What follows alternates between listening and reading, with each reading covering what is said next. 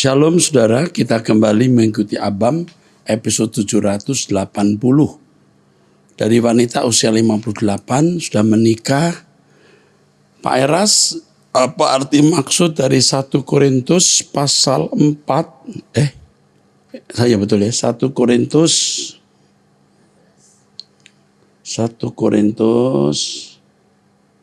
Bentar, pasal berapa nak? 14 ayat 34-35. Sama seperti dalam semua jemaat orang kudus, perempuan-perempuan harus berdiam diri dalam pertemuan-pertemuan jemaat, sebab mereka tidak diperbolehkan untuk berbicara. Mereka harus menundukkan diri seperti yang dikatakan juga oleh hukum Taurat. Jika mereka ingin mengetahui sesuatu, baiklah mereka menanyakan kepada suaminya di rumah. Sebab tidak sopan bagi perempuan untuk berbicara dalam pertemuan jemaat. Bu, ini budaya zaman itu di mana wanita tidak boleh berbicara di depan umum dalam pertemuan kaum bapak atau kaum pria. Itu tidak bisa dikenakan lagi di zaman kita. Dikatakan juga di firman Tuhan bahwa perempuan harus pakai kerudung. Apakah kita harus pakai kerudung hari ini? Tentu tidak, ya, karena budayanya sudah berbeda dan berubah. Oke? Nah, di Israel sendiri, Golda Meir, seorang Perdana Menteri Israel, bicara depan umum karena sudah berubah budayanya. Oke. Dari pria usia 27 tahun menikah di Balikpapan. Kawanku bilang begini, bagaimana pendapatmu? Saya sangat mencintai Yesus Kristus. Kamu pasti juga mencintainya, bukan?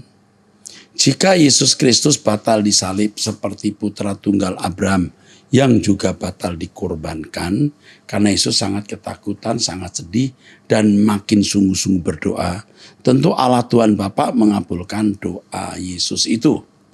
Dengan batalnya Yesus dan Kristus disalib itu, apa kamu bersyukur dan bersuka cita atau kecewa dan berduka cita? Perintah berkorban Abraham di Kejadian 22 ayat 2 dibatalkan di Kejadian 22 ayat 12. Kisah Abraham itu kisah yang memuat ujian Allah kepada Abraham. Itu beda dengan kasus Yesus disalib. Yesus dalam kemanusiaannya benar, dia ketakutan, sangat sedih dan mau mati rasanya. Dia sempat berdoa, jika boleh cawan ini lalu daripadaku. Tapi luar biasa Yesus mengakhiri doanya dengan, bukan kehendakku yang jadi, tapi kehendakmu. Jadi Yesus dalam kehendak bebasnya memilih untuk disalib. Ya, ini beda dengan Abraham. Dan Anda tahu apa yang terjadi dalam kisah Abraham? Ishak memberi diri loh, dijadikan korban bakaran. Memang Allah membatalkan, tapi seandainya itu terjadi karena Ishak tidak memberontak. Seperti Yesus tidak memberontak dan memang benar-benar disalib. Yesus Kristus sangat ketakutan dan makin bersungguh-sungguh berdoa, peluhnya menjadi seperti titik darah. Lalu katanya, hatiku sangat sedih. Jadi siapakah yang disalib? Ya tentu Yesus. Kan akhirnya Yesus berkata, bukan kehendakku yang jadi, kehendakmu. Ya, jangan hanya melihat ayat ini, ayat berikutnya juga harus dilihat. Yesus yang lain telah menggantikannya, yaitu ketika Pilatus membebaskan salah satu dari dua Yesus, Yesus menjelang hari kerayanya. Oh, yang dibebaskan bukan Yesus. Ya. Dalam sebuah penyamaran dengan rekayasa atau tanpa dia sengaja, pembebasan Yesus telah ditukar atau tertukar. Kalau memang Yesus Barabas dibebaskan, kemanakah perginya? Tidak ada lagi jejaknya. Karena dia telah bertemu sang guru yang membimbingnya bertobat dengan menjalani hukuman mati setimpal dengan kesalahannya bersama dua narapidana lainnya. Dan mayatnya sudah dipindahkan sebelum kemunculan Yesus Kristus dari persembunyian di Bukit Zaitun.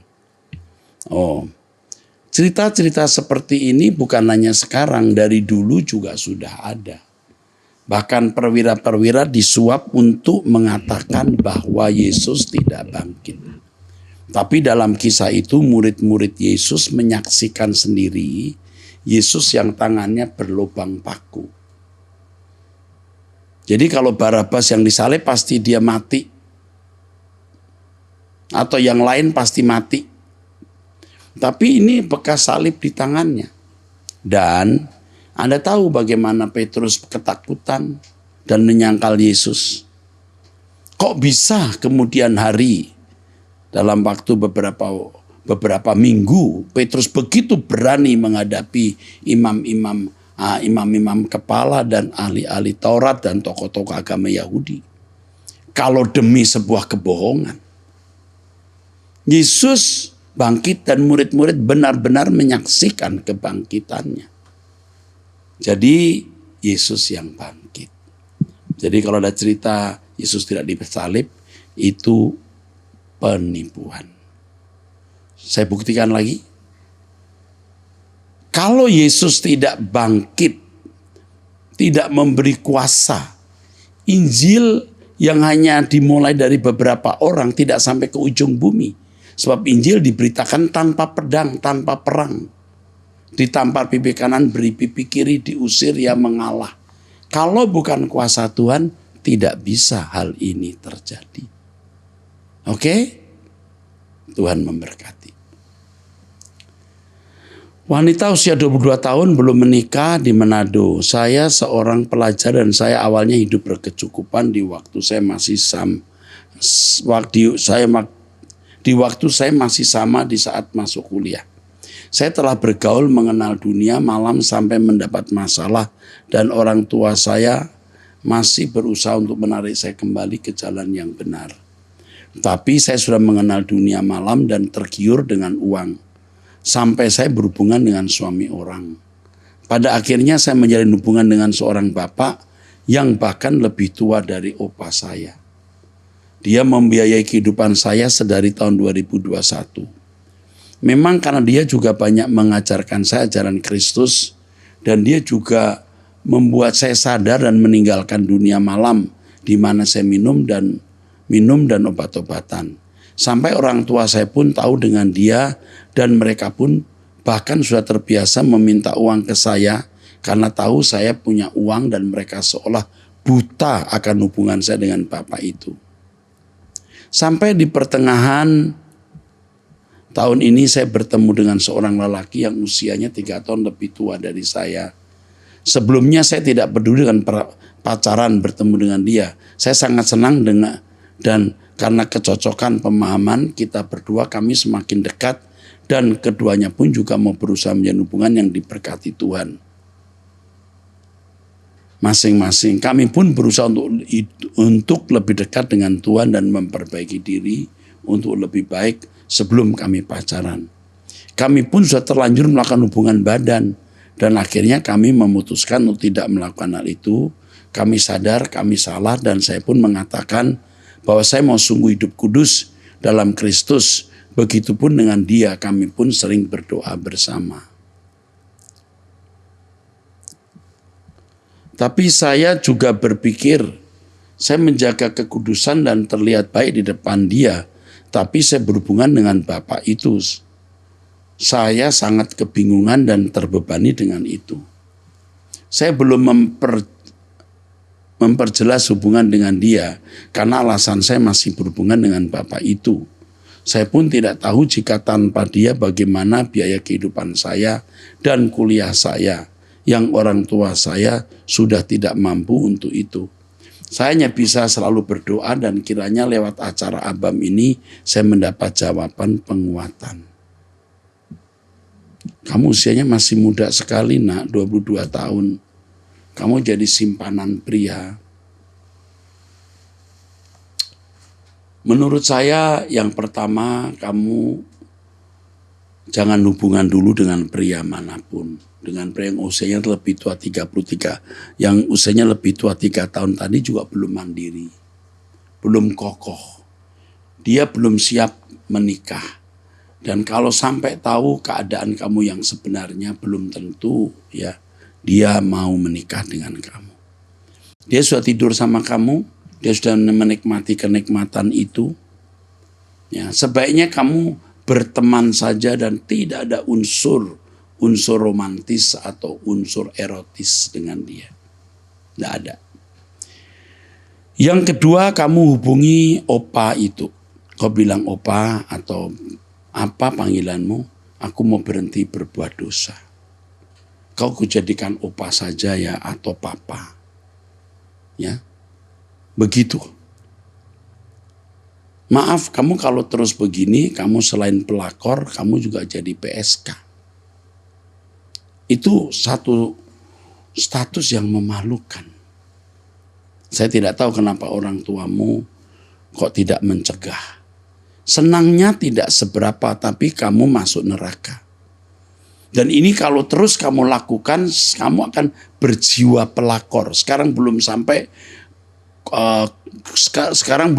berjiwa pelakor kuat, tapi ada jiwa pelakor, jiwa PSK itu ada. Tapi kalau kamu teruskan, kamu jadi seorang yang berjiwa pelakor, berjiwa PSK, dan kamu mungkin tidak akan pernah sembuh. Mulai sekarang kamu berhenti, kau bilang sama bapak itu, aku berhenti ya, kamu jadi bapak saya mau teruskan kuliah baik-baik. Kalau dia mau membiayai beri uang, puji Tuhan. Kalau tidak, kamu kerja dan bisa kuliah. Hanya karena kamu sudah biasa hidup enak, saya khawatir irama hidupmu itu sudah rusak. Nah, kamu harus bertobat sungguh-sungguh. Kalau kamu tidak mau berubah, kamu akan binasa. Watakmu, karaktermu sekarang ini buruk. Kalau sampai tinggal dengan pria yang lebih tua dari opa kamu demi uang, wah, kamu bisa rusak, karaktermu bisa rusak, irama hidupmu bisa rusak. Kamu bisa berjiwa pelakor atau PSK tadi, memalukan, nak. Tinggalkan itu. Tuhan pasti buka jalan. Kasarnya nih, lebih baik kamu tidak sekolah atau kuliah daripada kuliah dari hasil uang yang tidak halal. Aku sedih mendengar ini, nak. Kiranya Tuhan menolong kamu. Jika kamu butuh pendamping, ini kan pribadi sifatnya. Nanti kami akan taruh pendamping untuk kamu, nak. Ya, sedih saya dengarnya. Sedih. Inilah yang membuat saya membangun STT di beberapa tempat. Banyak wanita seperti kamu, banyak sekali. Yang saya bisa arahkan ke jalan yang benar. We love you, kami mengasihi kamu. Saya tidak mandang kamu buruk ya, tapi kalau kamu tidak bertobat, kamu jadi buruk benar. Tuhan memberkati. Dari pria usia 40 tahun, rohaniwan Kristen Tangerang Selatan. Pak Era, saya mau bertanya. Pak, jika mereka menyembah Yesus versi fantasi mereka, atau Yesus menurut hasil rekaan pikiran manusia mereka sendiri, apakah mereka bisa selamat? Sebentar. Yesus tidak salah disembah. Menyembah itu artinya memberi nilai tinggi Allah. Jadi kita menyembah siapa? Yesus iya, Bapa juga iya. Tapi Bapaklah pusat kehidupan. Sedangkan logos yang Bapak ajarkan adalah betul-betul Yesus yang sebenarnya dan akan membawa manusia pada keselamatan yang sesungguhnya. Logos itu firman-Nya Allah. Yesus mengenakan logos sampai menjadi sang logos. Dan itulah ia menjadi Kristus atau yang diurapi. Sama kalau kita mengenakan logos, mengenakan firman, kita menjadi yang diurapi. Begini saja Pak, biar jelas dan terang benderang. Kalau orang menolak kebenaran melalui pengajaran logos ini, apakah mereka bisa selamat? Saya sudah katakan dalam seminar saya, sangat bisa. Tapi tidak akan sampai pada kesucian. Atau kemungkinan besar tidak sampai pada kesucian. Bisa juga. Bisa, tapi sangat besar kemungkinan tidak. Karena kalau pengajaran logos ini kan kita diarahkan untuk mengenakan firman supaya kita serupa dengan Yesus. Tapi kalau tidak begitu apakah bisa, Pak? Saya kira juga bisa, tapi kemungkinan tidak besar, itu maksudnya. Saya katakan itu di khotbah saya, kalau Anda tidak mengakui Yesus itu anak Allah yang mengenakan logos, bukan logos sendiri, apakah masuk neraka? Ya tidak. Tapi tidak memberikan kita motivasi yang kuat untuk mencapai kesempurnaan. Yang benar itu apa yang saya ajarkan itu, menurut saya ya saudara. Tapi kalau orang lain punya pandangan ya boleh.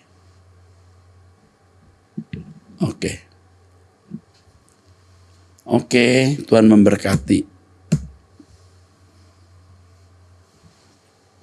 Oke.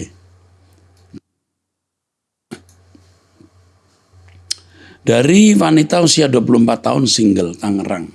Pak Eras, di tahun depan saya mau menikah dengan seorang duda cerai mati umurnya 40 tahun dan memiliki satu anak berumur 16 tahun. Ya. Ini perbedaannya 16 tahun. Oh ya, perbedaannya dengan pria ini 16 tahun juga ya. Anaknya dia 16 tahun. Aku dan dia sama-sama pelayan aktif di gereja yang berbeda. Saya seorang full timer dan dia seorang aktivis di gerejanya. Apa yang harus saya lakukan, Pastor? Karena memang sangat tidak mudah untuk menerima keberadaan dia. Jujur sampai sekarang kadang saya belum sepenuhnya menerima keberadaannya, walaupun saya sudah sayang sama dia. Saya merasa minder masalah soal pasangan karena teman-teman yang lain dapat yang seumuran dan masing-masing single lagi. Saya nggak tahu kenapa Tuhan mengizinkan hal itu terjadi sama saya.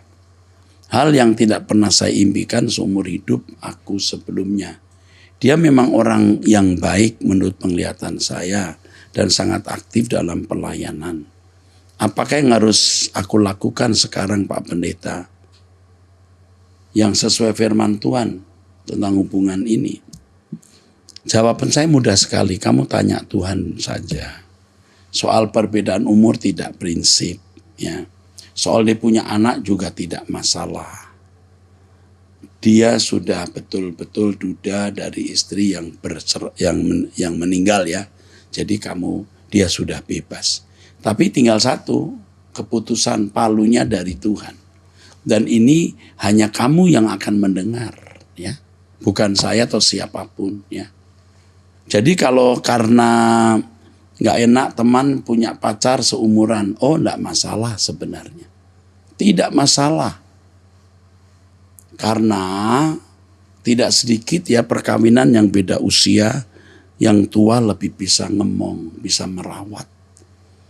Umurnya beda sedikit, nggak matang banyak keributan. Ya memang tidak mutlak, tapi sekali lagi palunya di Tuhan, gongnya di Tuhan. Kamu tanyakan ke Tuhan sayang, ya Tuhan berkati.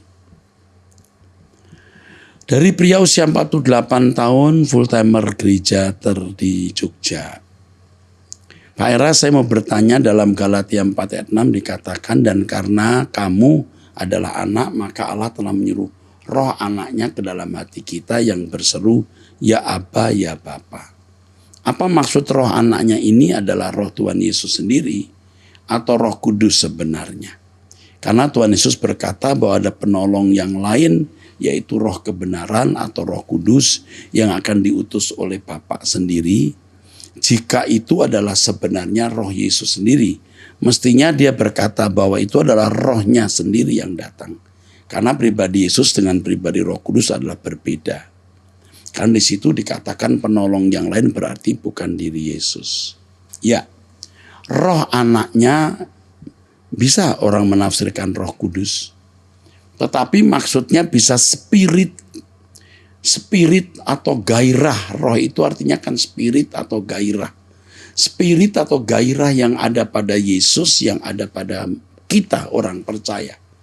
Sehingga panggilan kita kepada Allah Bapa itu sah, legal, dan menyenangkan. Bayangkan kalau orang menolak Yesus atau orang Kristen yang hidupnya dalam dosa memanggil Allah Bapa. Betapa tidak sahnya gitu. Betapa tidak legalnya begitu saudara. Betapa tidak menyenangkan itu.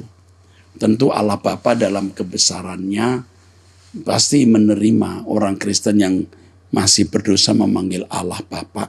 Tapi itu tidak menyenangkan hati Bapa. adalah ideal kalau kita memiliki roh, spirit Yesus atau gairah Yesus, kesucian Yesus memanggil Allah Bapa.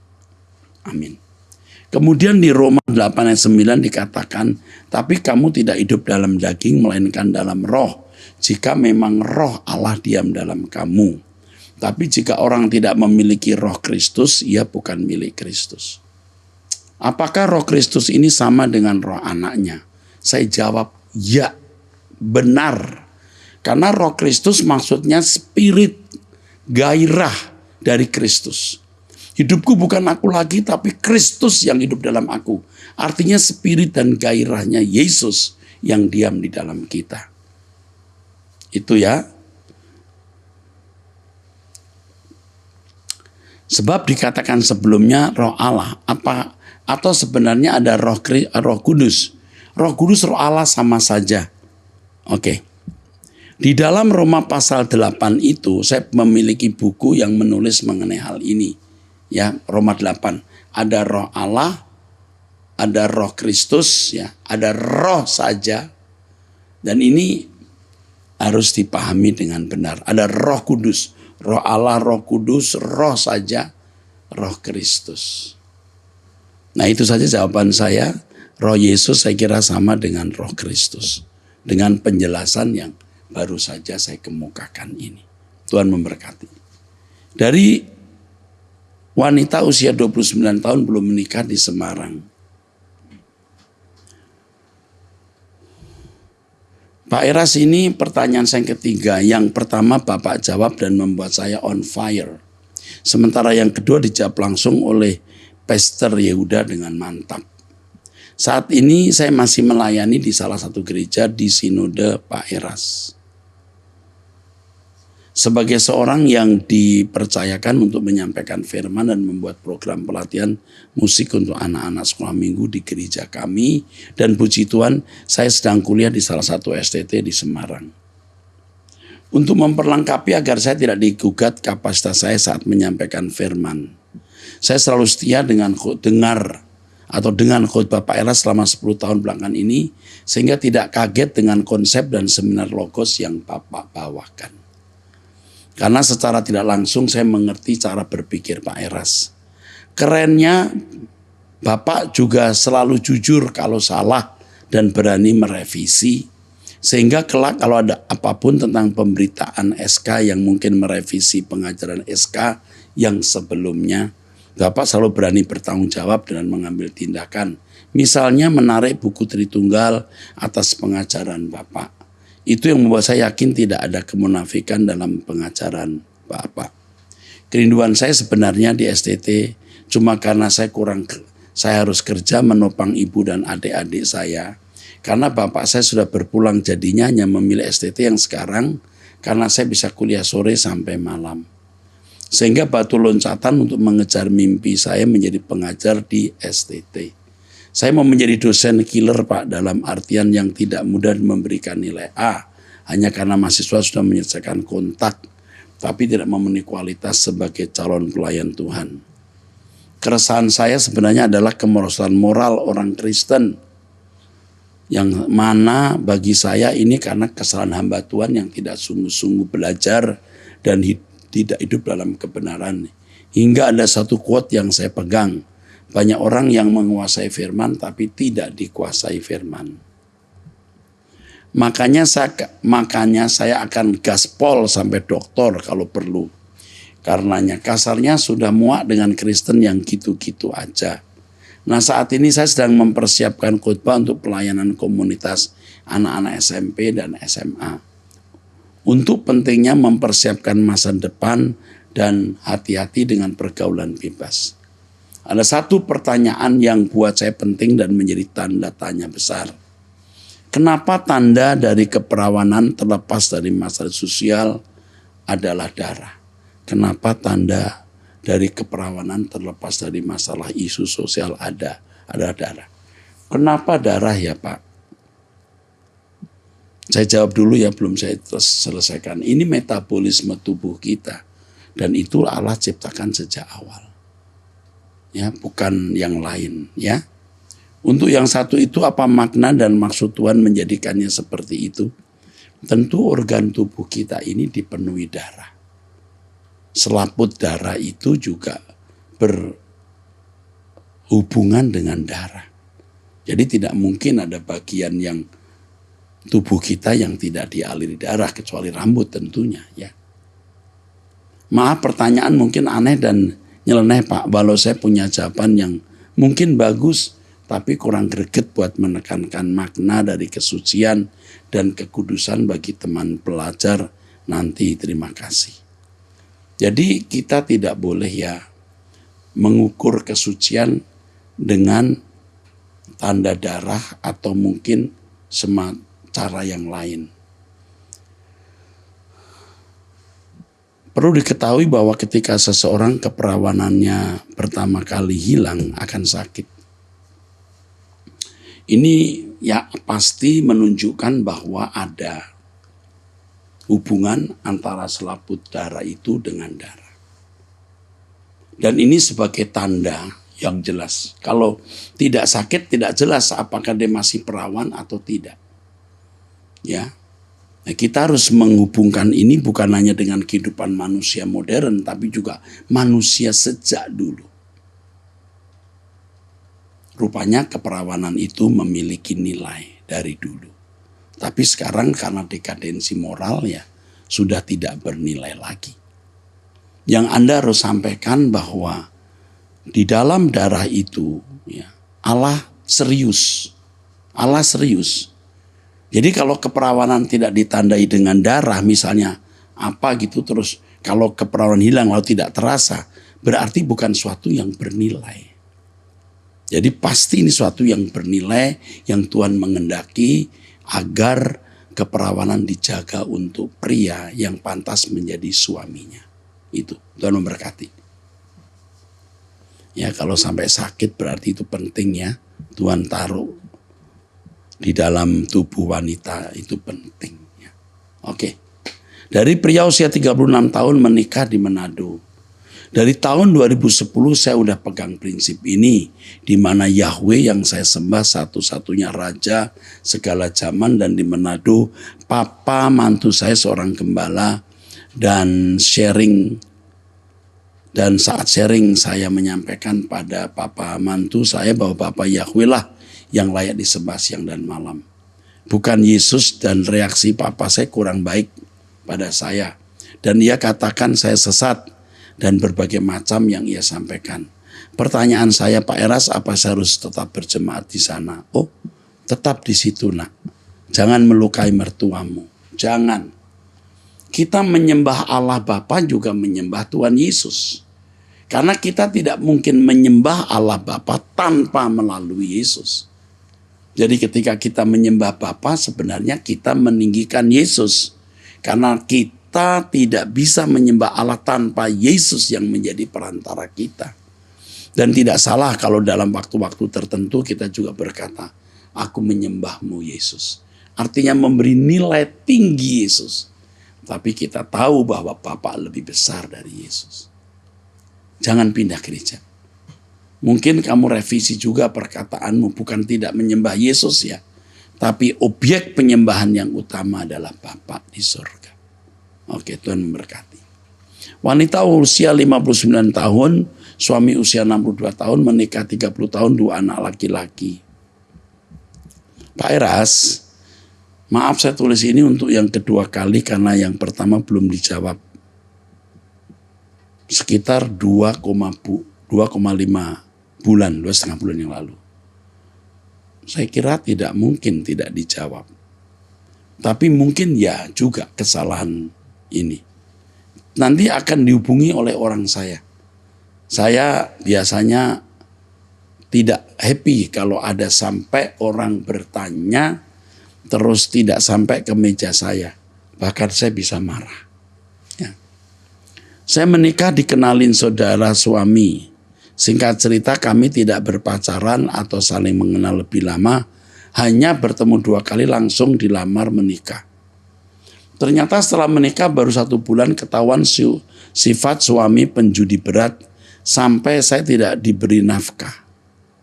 Saya waktu itu bekerja semua keperluan di rumah dari gaji saya. Saya selalu minta tapi tidak dikasih. Saya diam tidak mau ajak ribut sampai saya pernah minta bercerai karena tidak tahan lihat sifatnya.